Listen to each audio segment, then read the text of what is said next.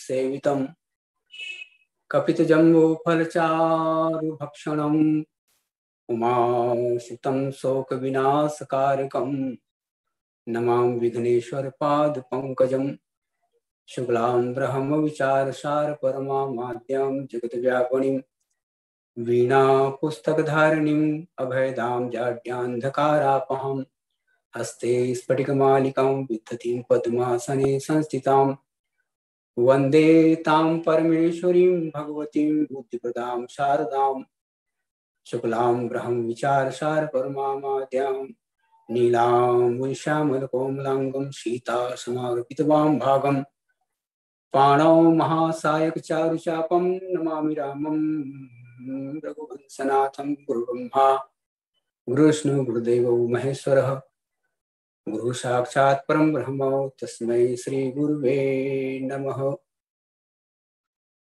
सबके प्रिय सबके हितकारी दुख सुख सरिस प्रशंसा गारी कहीं सत्य प्रिय वचन विचारी जागत सोवत शरण तुम्हारी तुम ही छाणी गति दूसर नाही राम बसहु तिनके मन माही। बोली लखन से रामचंद्र की जय उमापति महादेव की जय संत शिरोमणि तुलसीदास जी महाराज की जय। मन परिष्करण कथा पटल में समुपस्थित भगवत स्वरूप मानस प्रेमी सज्जनों, पूज्य गुरुजनों, समादरणीय मित्रों, ममतामयी करुणामयी माता बहनों, आप सबों के पावन चरण कमलों में मेरा सादर शीश सादर अभिवादन और कथा में आप सबों का स्वागत। हमारी विदुषी बेटी संगीता के प्रति मैं मंगल कामना करता हूँ। भगवान के चरणों में ऐसी ही अनुरक्ति, ऐसी ही भक्ति भावना उनकी सदैव बनी रहे। उनके सौजन्य से राम कथा संपादन का यह सुंदर सा अवसर मुझे प्राप्त हो रहा है। मैं उनके प्रति साधुवाद ज्ञापित करता हूँ। विगत दिनों हम सब लोग वाल्मीकि जी के आश्रम में प्रवेश कर भगवान राम और महर्षि वाल्मीकि जी के बीच जो संवाद चल रहा है उस कथा का हम सब लोग आनंद ले रहे हैं। अभी तक हम लोगों ने महर्षि के द्वारा बताए गए 6 स्थानों की कथा को हम लोगों ने सुनी है। अब 7वें स्थान का निर्देशन उनके द्वारा हो रहा है और भगवान राम ने जब उनसे पूछा कि इसी सौमित्र संग जहाँ जाऊं, और तब महर्षि वाल्मीकि जी भगवान के रहने के लिए स्थान बताना आरंभ करते हैं। इस 7वें स्थान में महर्षि वाल्मीकि जी ने कहा कि सबके प्रिय सबके हितकारी, जो सबके प्रिय और सबके हित करने वाले हैं उनके हृदय में रहिए। दुख सुख सरिस प्रशंसा गारी, जो जो भक्त दुख सुख प्रशंसा और निंदा गाली इत्यादि में समान भाव रखते हैं उनके हृदय में रहिए। कहाँ ही सत्य प्रिय वचन विचारी, जो लोग विचार करके सत्य वचन सत्य और प्रिय वचन बोलते हैं उनके हृदय में रहिए। और जागत सोवत शरण तुम्हारी, जागते हुए और सोते हुए भी आपके ही शरण में रहते हैं, भगवत शरण में रहते हैं, ऐसे भक्तों के हृदय में रहिए। और फिर कहते हैं कि तुम्हें छाड़ गति दूसरा ना ही, राम बसोती के मन माही। हे राम, तुमको छोड़ करके और उसका कोई आश्रय नहीं है जिस भक्त का, उसके हृदय में आप रहिए। इन्हीं विषयों पर आपके समक्ष कुछ चिंतन प्रस्तुत करना है। महर्षि वाल्मीकि जी कहते हैं कि सबके प्रिय सबके हितकारी, जो सबके प्रिय हैं और जो सबके हित करते हैं उनके हृदय में आप रहिए। ये बहुत बड़ा सूत्र, बहुत बढ़िया सूत्र वाल्मीकि जी हम सब संसार वासियों को देना चाह रहे हैं। सबके प्रिय सबके हितकारी, जो सबका प्रिय है वही सबका हितकारी होगा। जो सबका हित करता है वो सबको प्रिय होगा, इसमें कोई दो मत नहीं। और हमारे जो शास्त्र हैं यही बताते हैं कि शास्त्रों में कहा गया है, ये बहुत ही उत्तम सूत्र है क्या, कि सर्वे भवन्तु सुखिनः, सर्वे भवन्तु सुखिनः, सर्वे सन्तु निरामया, सर्वे भद्राणि पश्यन्तु मां कश्चित् दुःखात् भवेत्। सब लोग सुखी हों, सब लोग निरोग हों, सब लोग मंगलमयता को प्राप्त करें, किसी को दुख ना हो। ऐसी सुंदर भावना की गई है हमारे शास्त्रों में। हमारी संस्कृति का ये अनुपम देन है कहना चाहिए। सबकी भावना, सबकी तृप्ति, सबकी पुष्टि, सबकी प्रसन्नता की बात कही गई है।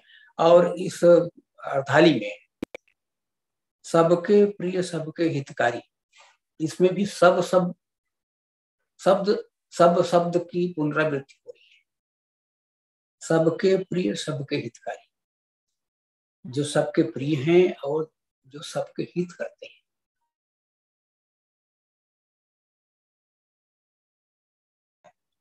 ऐसा व्यक्ति तो ईश्वर ही हो सकते हैं या उसके भक्त भी हो सकते हैं। भरत प्राण प्रिय भे सब ही के, जैसे ही भरत जी ने कहा कि आपन दारुण दीनता सबही कहूं सिर ढाए, देखे बिन रघुनाथ पद जी की जरन न जाए। और उन्होंने स्पष्ट घोषणा कर दी कि प्रातः काल चलिए प्रभु पाए। और तब उनकी बातों को सुन करके भरत प्राण प्रिय भे सब ही के, श्री भरत जी सबके प्राण प्रिय हो जाते हैं। तो इस तरह भगवान श्री राम के भी जीवन में हम देखते हैं, वे सबके प्रिय हैं और सबके हितकारी। भगवान राम भी सबके प्रिय हैं, सबके हितकारी हैं। जब जनकपुर भगवान पहुंचे और जनक जी को श्री राम जी का दर्शन करके बहुत अच्छा लगा।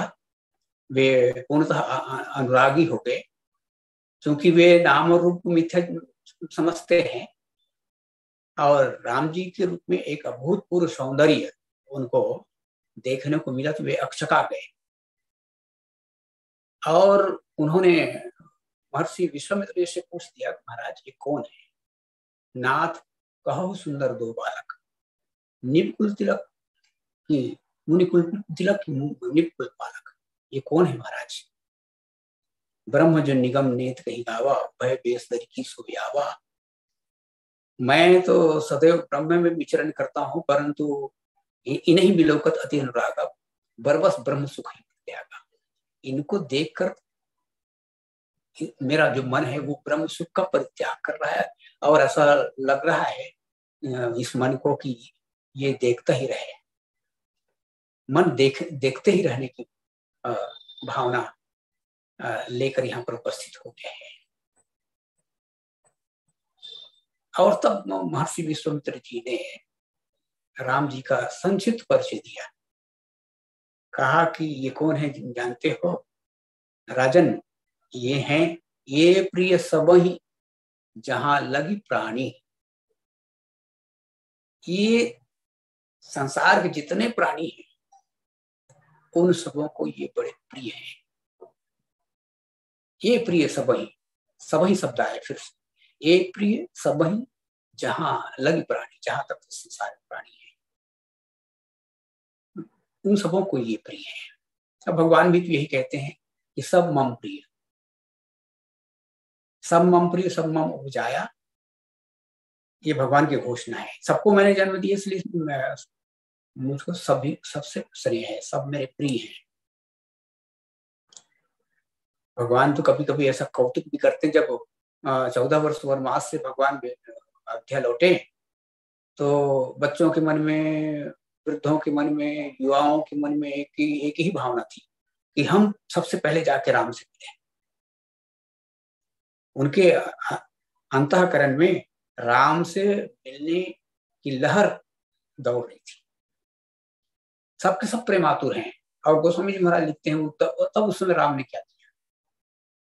प्रेमातुर सब लोग निहारी, कौतुक किन्न कृपाल खरारी, अमित रूप प्रकटित ही काला। और जथा जोग सब मिले कृपाला। अच्छा, भगवती उमा जी को इस कथा को बताते हुए भगवान शिव कहते हैं कि क्षणमयी सबई मिले भगवाना, उमा मरम यह काहु जाना, यही विधि सबहि सुखी करि राम।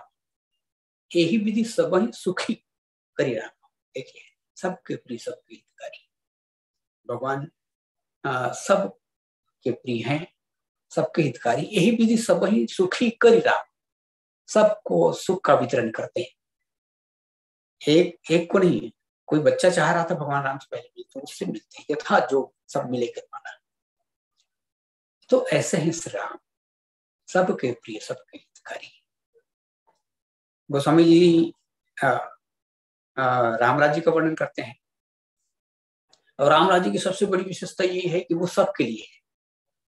राम राज्य में सब सब सब सब ऐसा सब शब्द की पुनरावृत्ति बार बार हुई। सब नर कर ही परस्पर प्रीति। देखिए, सब नर कर ही परस्पर प्रीति, चल ही सुधर्म नियत सूत्र नीति। सब लोग परस्पर स्नेह करते थे, सबके प्रिय, सबके हितकारी। जो सबसे प्रेम करते हैं ये सबका हित करेंगे। और महर्षि वाल्मीकि जी कहते हैं कि जो सबके प्रिय हैं और सबके हितकारी हैं, उनके अंतःकरण नहीं है, उनके हृदय नहीं है। गोस्वामी जी से पूछा भक्तों ने, महाराज आपने ये सुंदर ग्रंथ की रचना की है और इसका उद्देश्य क्या है? तो गोस्वामी जी ने कहा, भैया ये तो स्वांतः सुखाय है। स्वांतः सुखाय तुलसी रघुनाथ गाथा, भाषा निबध मंजुल मात मोती। भाषा निबध मति मंजुल मात मोती। स्वांतः सुखाय तुलसी रघुनाथ गाथा। ये जो भगवान की गाथा मैंने लिखी है, रघुनाथ जी की गाथा, वो स्वांतः सुखाय की लिखी।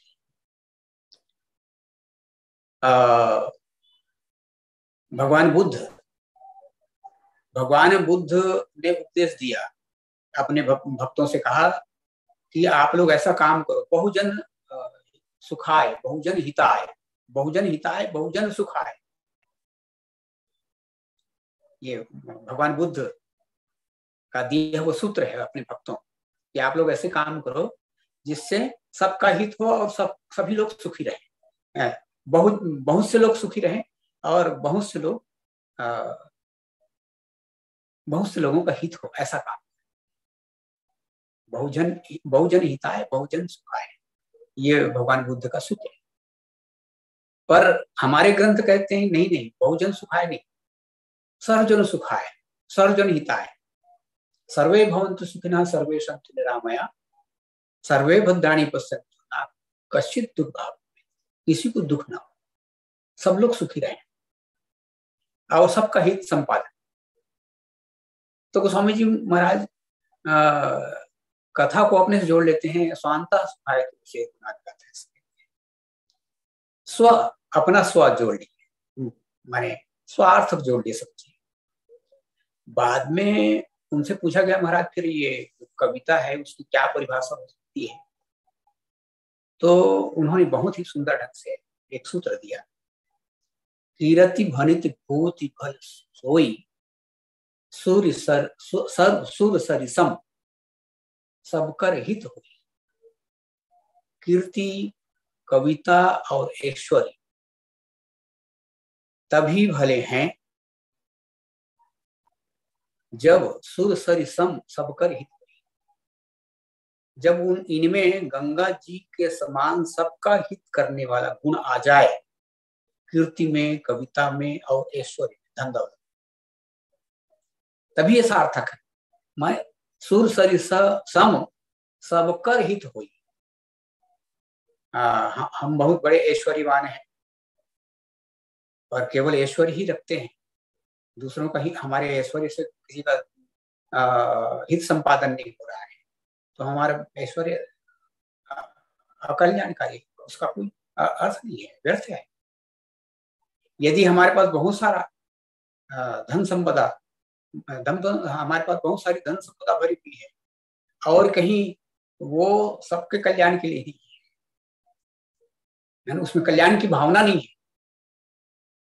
ऐसे ही हमारी कविता है, हमारी विद्वता है, हमारी प्रतिभा है, यदि उसमें कल्याण की भावना नहीं है, सबके कल्याण की भावना, सुर सरिसम सबकर हित होई, ये सूत्र है। यदि गंगा जी के समान सबका हित करने की भावना कीर्ति में, कविता में और ऐश्वर्य में नहीं है, तो वो सब के सब व्यर्थ है। गंगा जी के संबंध में हम लोग जानते हैं, महाराज भागीरथी अपने पूर्वजों के उद्धार के लिए गंगा जी को इस तरह धाम पर लाते हैं। बहुत कठिन तपस्या उन्होंने की और इसीलिए गंगा जी का एक नाम है भागीरथी। वो वे लाए गंगा जी को और उनके 60,000 पूर्वजों का उद्धार हुआ। यदि भागीरथी के मन में, महाराज भागीरथी के मन में ये होता कि बस यही तक सीमित है माँ, अब आप लौट चलिए, अब जाइए अपने पूर्व स्थान में वापस चल दीजिए, ऐसा कह सकते। केवल स्व उनके अंदर होती तो वे कह यदि परमार्थ की भावना नहीं होती तो वे कह सकते थे कि माँ आप कृपया लौट जाइए, अपने पूर्व स्थान में चले जाइए। पर नहीं, उन्होंने कहा नहीं नहीं माँ, इस तरह धाम पर आपकी बड़ी आवश्यकता है और माँ सबका हित करती है।